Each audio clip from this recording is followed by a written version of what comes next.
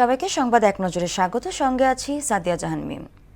প্রধানমন্ত্রী হিসেবে দায়িত্ব গ্রহণের পর প্রথমবার নিজ জেলা বগুড়া সফরে রয়েছেন তারেক রহমান। সকাল 6:10 ঢাকার গুলশানের বাসভবন থেকে সড়ক পথে বগুড়ার উদ্দেশ্যে রওনা দিয়ে সকাল 10টায় পৌঁছান তিনি। সফরে বহুল প্রতীক্ষিত বগুড়া সিটি কর্পোরেশনের ভিত্তিপ্রস্তর স্থাপন, পৈতৃক ভিটা পরিদর্শন এবং ফ্যামিলি কার্ড বিতরণ সহ জনসভায় অংশগ্রহণ করবেন প্রধানমন্ত্রী। আজ থেকে দেশজুড়ে শুরু হলো হামের বিশেষ টিকাদান কর্মসূচি। সকাল 8:15টায় নারায়ণগঞ্জের রূপগঞ্জে স্বাস্থ্যমন্ত্রী সর্দার মোহাম্মদ সাখাওয়াত হোসেন এই কর্মসূচির উদ্বোধন করেন। কর্মসূচির আওতায় 6 মাস থেকে 5 বছরের কম বয়সী প্রায় 1,80,00,000 শিশুকে টিকা দেওয়ার লক্ষ্যমাত্রা নির্ধারণ করা হয়। দেশে জ্বালানি তেল বিক্রির সরবরাহ বাড়িয়েছে বাংলাদেশ পেট্রোলিয়াম কর্পোরেশন। আজ থেকে অকটেন 20% এবং পেট্রোল ও ডিজেল 10% হারে বেশি সরবরাহ করা হবে।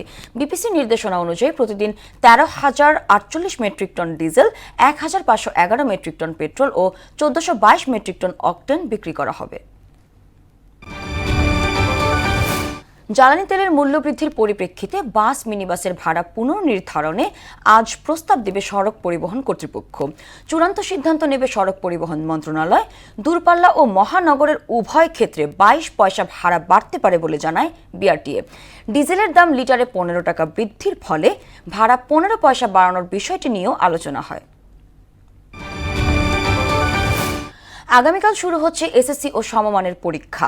লিখিত পরীক্ষা চলবে 20 মে পর্যন্ত এবং প্রতিদিন সকাল 10টা থেকে অনুষ্ঠিত হবে। 7 থেকে 14 জুন ব্যবহারিক পরীক্ষা নেওয়া হবে। পরীক্ষার্থীদের 30 মিনিট আগে কেন্দ্রে প্রবেশ করতে হবে। এবার মোট 18,57,334 জন শিক্ষার্থী পরীক্ষায় অংশ নিচ্ছে। মার্কিন প্রেসিডেন্ট ডোনাল্ড ট্রাম্প নতুন আলোচনার ঘোষণা দিলেও এতে অংশ নিচ্ছে না ইরান। তেহরান জানায় ওয়াশিংটনের মাত্রাতিরিক্ত দাবি, অবাস্তব প্রত্যাশা এবং স্ববিরোধী আচরণ আলোচনার পথে প্রধান বাধা। যুক্তরাষ্ট্র আলোচনা করতে চাইলে আগে নৌ অবরোধ তোলার শর্ত জুড়ে দেয় তারা।